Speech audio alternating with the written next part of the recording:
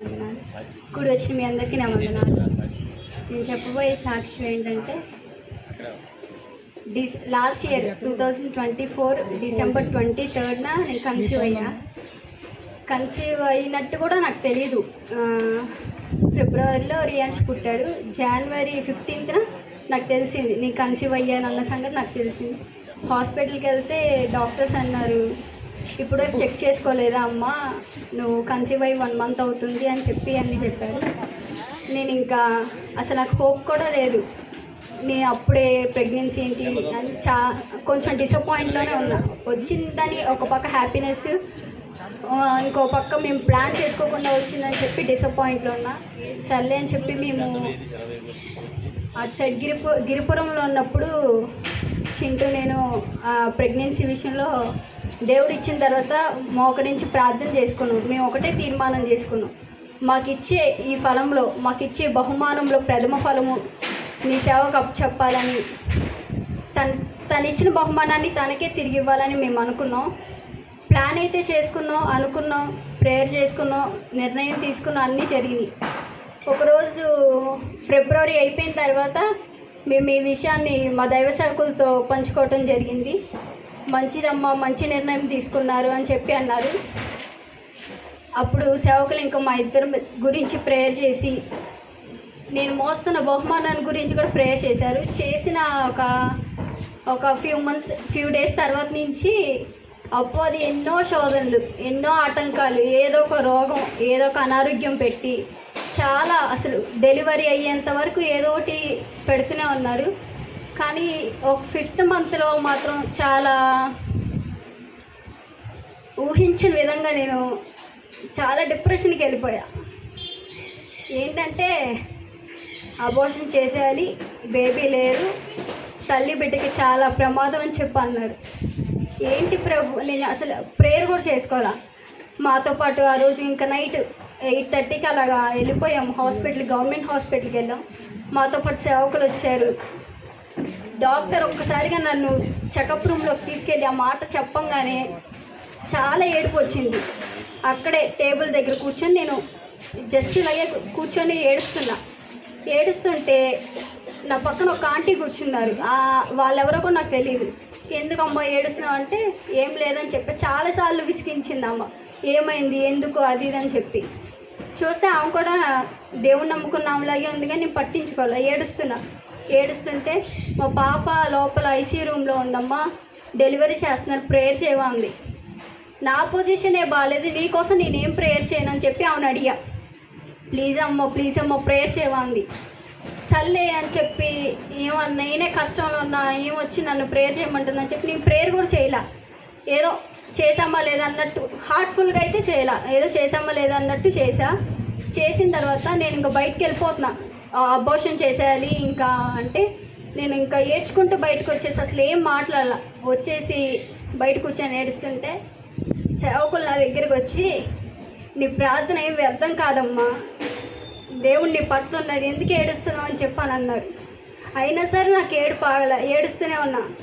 నువ్వు ఇచ్చిన బహుమానం ఇప్పుడు అబార్షన్ ఏంటి, మేము అడగకుండానే నువ్వు ఇచ్చావు, ఇప్పుడు మళ్ళీ అడగకుండానే తీసుకుంటున్నామని చాలా ఏడ్చుకుంటూ నేను ప్రేయర్ కూడా చేసుకోవాలి. అక్కడే కూర్చొని ఏడుస్తుంటే ఆ రోజు నైట్ సేవకులు నాతో ఇలా చెప్పారు, ఎప్పుడు సేవకులు ఏదో ఒక మాట చెప్పినా నేను తీసుకుంటా.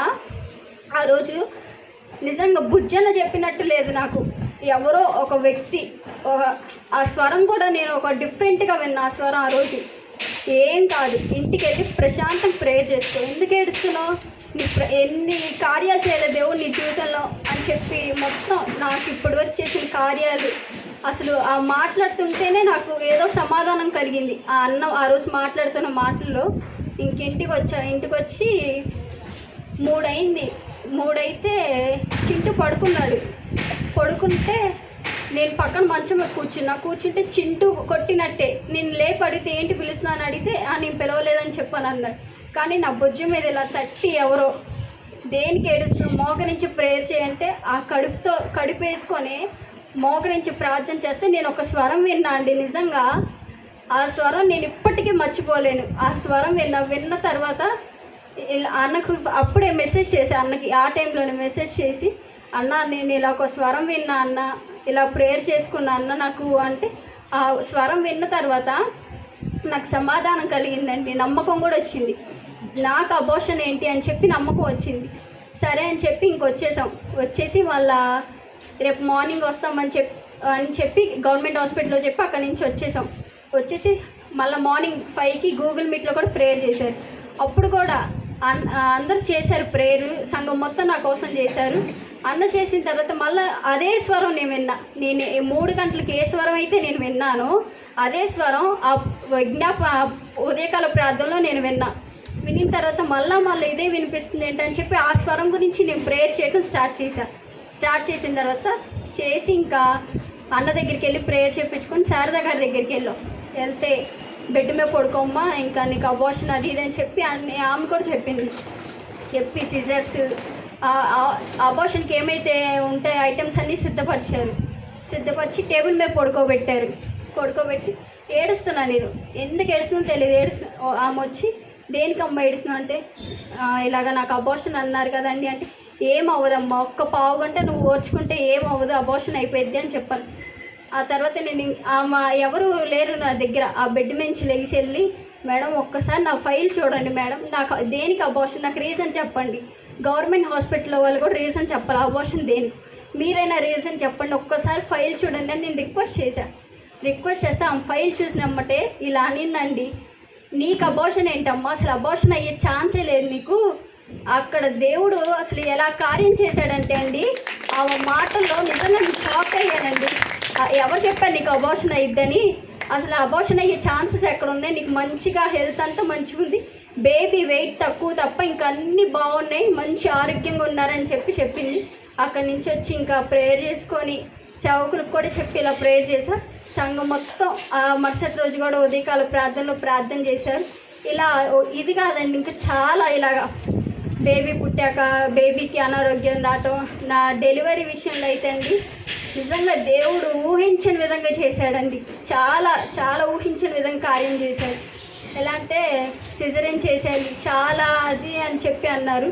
ఆపరేషన్ థియేటర్కి వెళ్ళిన తర్వాత ప్రేయర్ కూడా చేసుకోవాలండి. నేను బయట నా సేవకులు ప్రేయర్ చేస్తున్నారు, మా బంధువులు ఇక్కడ సంఘం మొత్తం అందరూ ప్రార్థన చేస్తున్నారు. హాస్పిటల్ బయట ఉండే దైవ సేవకులు చేస్తున్నారు. ఆపరేషన్ థియేటర్లో ఒక వాక్యం అండి, అసలు నేను చూడలా. నాకు మత్తు ఇంజెక్షన్ చేసిన తర్వాత అసలు నేను కళ్ళు తెరిచి చూస్తుంటే వాళ్ళు నన్ను తిడుతున్నారు, ఎందుకు అమ్మ కళ్ళు తెరుస్తున్నావు, ఎందుకు చూస్తున్నావు, నువ్వు పడుకో అంటున్నారు. నాకు ఆ వాక్యంలో ఒక వెలుగు కనిపించి నేను నీకు తోడై ఉన్నాను అన్న వాక్యం నా బెడ్ ఎదురుగానే ఒక లేబుల్లో ఉందండి వాక్యం, నేను నీకు తోడై ఉన్నాను, విడువను ఎడబాయనన్న చెప్పి ఆ వాక్యం నాతో మాట్లాడుతుందండి. నేను అనుకున్న గోడలోంచి వాక్యం కూడా మాట్లాడిద్ది అనుకున్నాను.